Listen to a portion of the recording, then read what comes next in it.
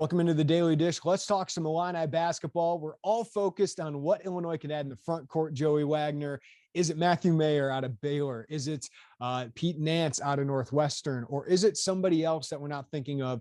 But we're pretty sure they're going to add a front court piece. Brad Underwood has said that basically.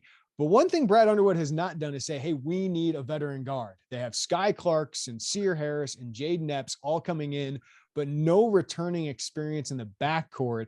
Of course, Terrence Shannon can play the two. When we talk about league guards, they have no college experience there, despite a lot of talent. So Brad Underwood has not said, yeah, we definitely need one, Joey. But do you think Illinois needs to add a veteran ball handler to the backcourt? I don't know if needs is the word I would go with, but I think it's something that you would have to really, really consider if the right player is there. And I don't mean the best player. I don't mean the most talented player, the most high usage player. I think if you could get similar to maybe the role Andres Feliz played when Ayo Dosunmu was a freshman, someone who is going to be able to help you, give you depth, play minutes, but isn't going to assume that lead guard spot, who would be okay and kind of just being that bench guy. Andres Feliz was an awesome bench guy. Now, you're probably not going to, Andres Feliz is really, really good, but someone in that mold where isn't going to come in and ask for the highest usage, the most minutes, isn't going to try to come in and be the lead guy.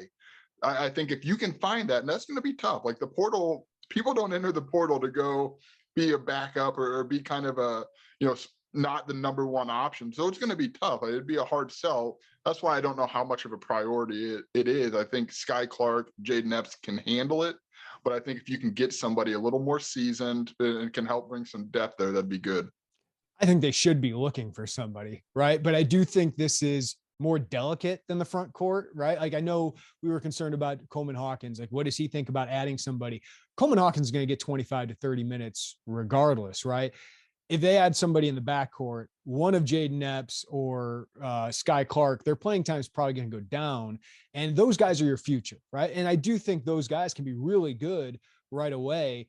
But if one of those guys gets injured, Joey, the depth and the thinness of that backcourt is really concerning. But you also, if one of those guys struggles, you'd like to have somebody else there. But I agree with you. Like, I don't think a Nigel Pack was going to come here. I don't think a Kendrick Davis made sense for Illinois, despite being so talented. Like, there is more than just adding talent. Like, I know Arkansas does that. I know Texas did that. But I do think Brad Underwood cares about fit here. And that's why I think Courtney Ramey makes a lot of sense. He's got 1 year.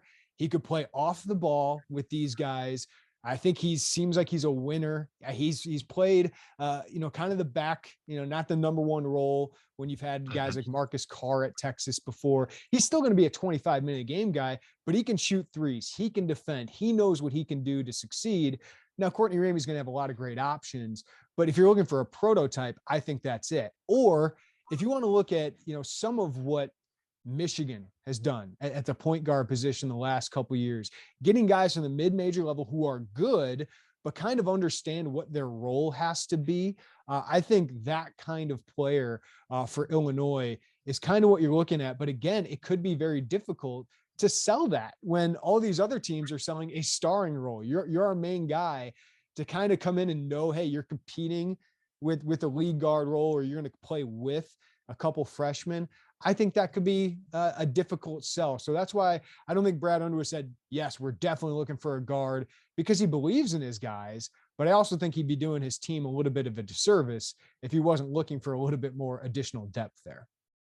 Yeah, and every time I think maybe they would let it ride with the freshmen, and we got to throw Sincere Harris into that mix as well. Every time I kind of let my mind go down that road, Jeremy, I think Brad Underwood did not like those games last year when Andre Curbelo was out, when Trent Frazier was out, when Austin Hutcherson was out, and you had to ask DeMonte Williams to play effectively the point guard.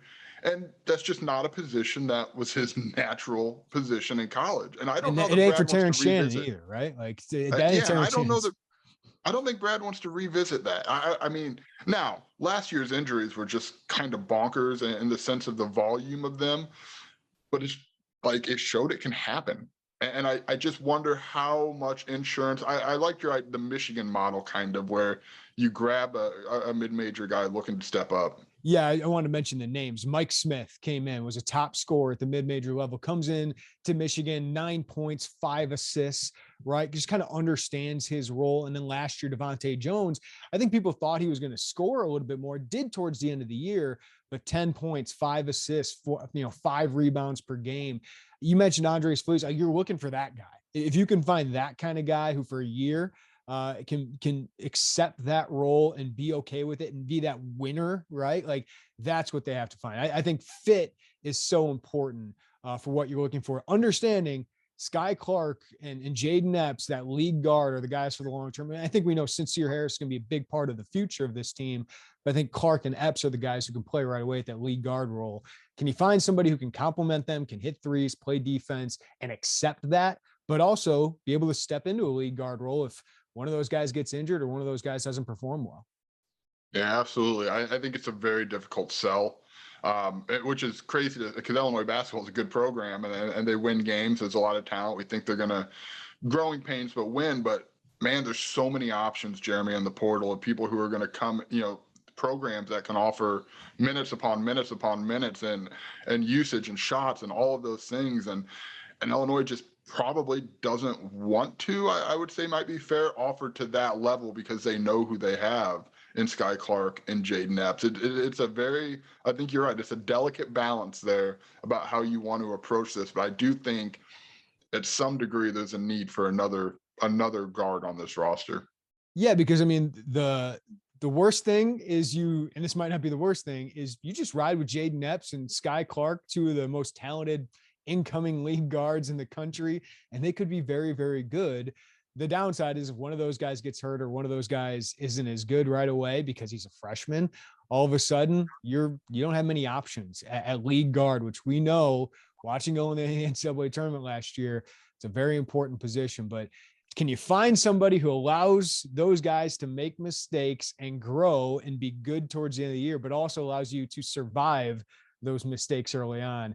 I agree with you, Joey. That could be threading the needle, but we'll see what Brad Underwood can do, and we'll cover it all at IlliniInquirer.com.